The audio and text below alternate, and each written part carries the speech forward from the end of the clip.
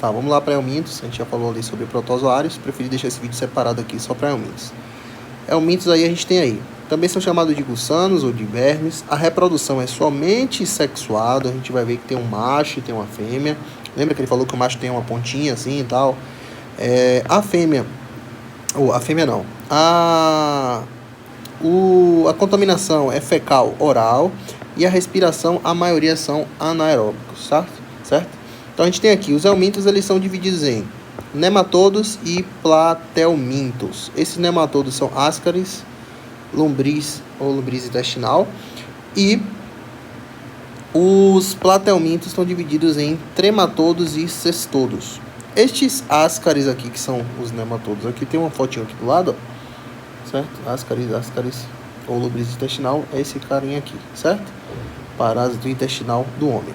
Já a outra fotinho que ele colocou é um platelminto, mas perceba que é a solitária ali, né? Esse platelminto, de qual parte é essa solitária? Então, se platelminto está dividido em trematodos e cestodos, essa tênia aqui, ou solitária, é um cestodo, certo? Então, tênia solitária é um cestodo, platelmintos. Já os trematodos aí são as fasciolas hepáticas, também conhecidas como barriga d'água, certo? E também acabam aí obstruindo aí vias biliares aí, e eles são hermafroditas. Já esses aqui, cistosomas aí, Mansoni, que é extossomoses, já tem um macho e tem uma fêmea. Então tem que ficar ligado aí nessa divisão para não confundir. Então, quem causa a fasciola hepática ou barriga d'água e extossomoses são trematodos. Cestodos são a solitária, ou também chamada de tênia, enquanto ascarilombricoides é um nematodos, tá? Que é outra classificação. Beleza? Então, são dois caminhos aqui a serem seguidos, e aqui também tem mais duas subdivisões. Falando aqui sobre os nematodos, ascaris ou lombriz intestinal. Eles são cilíndricos, são contínuos, tem macho e tem fêmea, e também secretam uma substância lítica que penetra aí nos tecidos. A gente pisa na areia, lá o professor falou, então ele acaba secretando essa substância lítica aí, que é anestésica, então a gente nem sente e acaba entrando aí entre aí os dedos aí dos pés. Já os platelmintos, que são tênias, que são cestodos, eles são planos ou fracionados, certo? Que são chamados, cada fraçãozinha dessa é chamada de proglótidas, certo? São hermafroditas, tá? No seu extremo caudal é a parte madura e no seu extremo cranial é a parte imadura. Então, a parte da cauda e do rabo são as partes aí já madura, e a parte próxima da cabeça aí, extremo cranial, são partes imaduras, certo? Também tem ovos aí chamados de cisticerco, né? Já esse cisticerco aí, tá aí o nome daí, cisticercose, que é a patologia aí causada pela tênia, tá? Então, se falou de cisticercose, é tênia por conta desses ovinhos aí chamado de cisticerco, certo? Aqui tem um ciclo da ascaris, o lombriz intestinal, onde a gente tem aí aquela explicação referente lá a passagem, né, ao ciclo que ele fica fazendo dentro do nosso próprio organismo aí. Aí primeiro diz assim, ó, os ovos são contaminam o solo, certo? Então ele tem duas situações. Ele diz que tanto podem ele fala também que tanto pode entrar por regiões de feridas, etc. também, ou também na ingestão desses próprios ovos aí contaminados, certo? Então você tem aí uma ingestão através da água e dos alimentos, certo? Esses ovos aí embrionários são rompidos dentro do suco gástrico aí do intestino, e aí acaba liberando essas larvas que estão dentro disso aqui.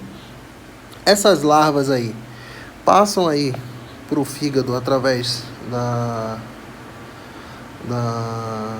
da veia hepática lá, veia porta, certo? Dentro desse fígado ele migra para o coração, certo? Depois vai para o pulmão.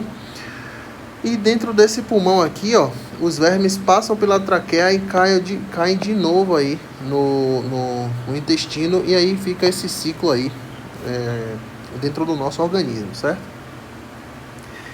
O que é que acontece?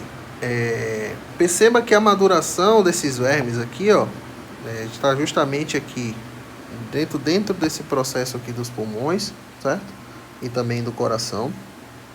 E aqui dentro já passa o próprio verme pelo esôfago, certo? Cai no intestino e aí sim ele estabelece aqui dentro do intestino delgado do homem. Ele anotou aqui mais o que de interessante, que dentro do hospedeiro definitivo, o hospedeiro acidental, na verdade, não se completa o ciclo, né? Ele só falou assim, quando o hospedeiro é acidental, esse ciclo ele não se completa. Mas existe um caminho da Ascaris aí que é fígado, coração, pulmão, esôfago e volta para o intestino. Então, a gente acaba consumindo esse ovo, certo? O nosso suco gástrico quebra essa parte, essa membrana, libera essa larva, ela entra aqui no intestino, vai para o fígado, passa pelo coração onde ela é madurada, né, e no pulmão, e aí sim ela retorna pelo esôfago, traqueia, esôfago, e aí sim fica aqui, estabelece no intestino delgado aí do homem, certo? Então, esse é o ciclo aí da Ascaris. Já a extossomose, primeiro aqui, ele fala aqui que a extossomose também tem um hospedeiro intermediário que é o caramujo, certo?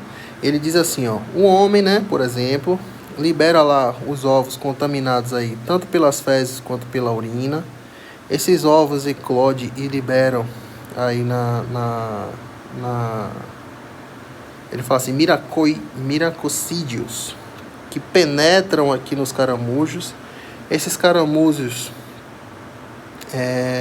acabam aí liberando esse parásito na água, onde o homem vai consumir essa água e volta para ele aí novamente, certo? Aqui fala sobre a maduração, né, dentro do fígado aqui. Eles migram para o fígado, onde ficam na forma adulta, extossomose aí também, certo? Ou no intestino. Ele não desenha esse ciclo lá na sala, mas é só para a gente saber aqui que tem um hospedeiro intermediário, né, que é o caramujo, localização fígado e intestino também, certo? Diagnóstico para esses, não só para eumintos, mas como também para protozoários, são métodos diretos e indiretos. Os métodos diretos estão relacionados a exames microscópio, cultivo, detecção de antígeno e detecção de ácidos nucleicos. Já os indiretos, sempre que falar de indireto, é presença de anticorpo, certo? Então aqui estão as formas aí de quistes, né? E as formas dos eumintos aí também. Aí vem os fatores aí epidemiológicos, né, que a gente sabe aí, né? Contaminação fecal, condições de ambiente, vida rural, higiene, educação, né, hábitos alimentícios, migração e a parte da imunossupressão. E aí a gente vem com as causas da parasitose nas comunidades. E aí tem as presenças múltiplas de infecção e uma elevada probabilidade de reinfecção, grande número de indivíduos com alterações imunológicas devidas à destruição e a infecção por o vírus de imunodeficiência humana. Enfim, toda a questão de pobreza também, déficit de recursos sanitários, né? E isso aí tudo acaba aí causando aí, causa essa parasitose aí dentro da comunidade. Acredito que isso não vai cair não. Eu acredito que o ciclo da Ascaris não cai também, nem da extossomose assim para detalhar.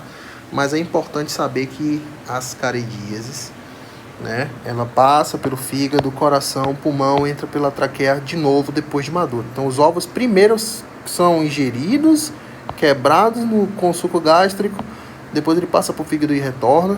É importante saber que a extossomose também tem um intermediário aqui que é o caramujo, certo?